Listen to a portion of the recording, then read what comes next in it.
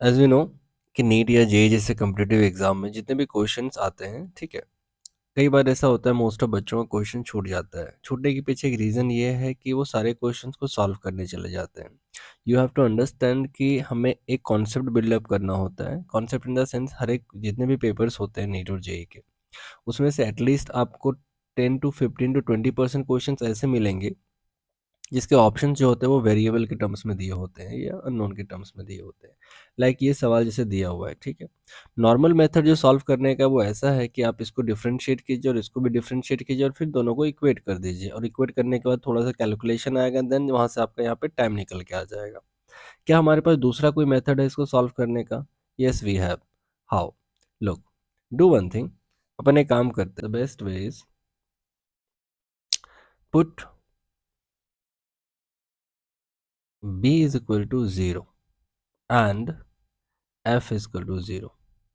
जैसे हमने b और f 0 पुट कर दिया, उसके साथ ही हमारा ये वाला टर्म खत्म हो गया और ये वाला भी टर्म हमारा खत्म हो गया, ठीक है।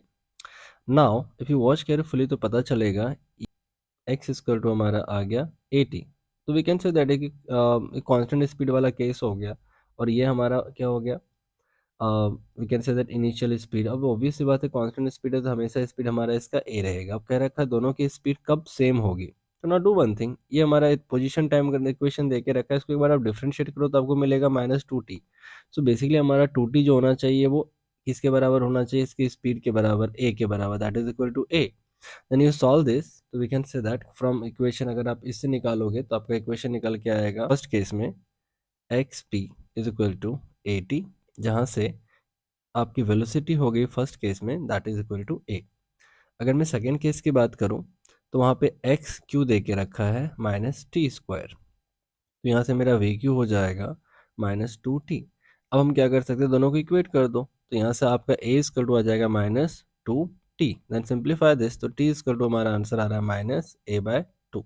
As we know time negative नहीं हो सकता, बट कोई बात नहीं, हमारे ऑप्शन सेटिस्फाई करेंगे। चलिए चेक करते हैं हम ऑप्शन को, ठीक है। Put b and f zero, अगर मैं इसमें बी जीरो पुट कर दूँ और एफ जीरो पुट कर दूँ तो मेरा आंसर आ रहा है a/1, दैट इज ए, यानी ये हमारा ऑप्शन गया कंप्लीट, घर गया, ठीक है। इसे पुट करो बी जीरो, ये बी जीरो पुट किया हमने और यहाँ पे एफ जीरो पुट किया, तो हमारा आंसर यहाँ से आ रहा है a/2, जबकि हमें चाहिए -a/2, तो ये ऑप्शन भी चला गया। पुट हियर, यहाँ पे आप क्या कर सकते हैं, जो हमने कंडीशंस लिया है बी जीरो और एफ जीरो, तो बी जीरो पुट किया और हमने एफ जीरो पुट किया, तो हमारा आंसर फिर से आ रहा है a/2, ये भी गया। बिना सॉल्व किए वी कैन से दैट ये मेरा आंसर है। फिर भी हम एक बार चेक कर लेंगे। पुट हियर बी जीरो, तो this is zero and f zero, तो हमारा आंसर आ गया -a/2। The correct answer is D. और ये हमारे ए बी सी सारे आंसर गलत हो गए।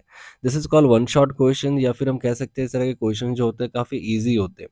कई बार इसके सॉल्यूशंस काफ़ी लंबे चले जाते हैं, तो रदर देन दैट जब भी ऑप्शन अगर वेरिएबल में दिया हो तो ऑलवेज ट्राई करें एक बार कि आपके हिट एंड ट्रायल मेथड से ये सॉल्व हो जाए काफ़ी easily. The correct answer is D. ये नीट 2016 में क्वेश्चन आया था। नीट 2016 में और भी कई कई सारे क्वेश्चन ऐसे आए थे जो कि बिना पेन उठाए सॉल्व हो सकते हैं, ठीक है। Thank you.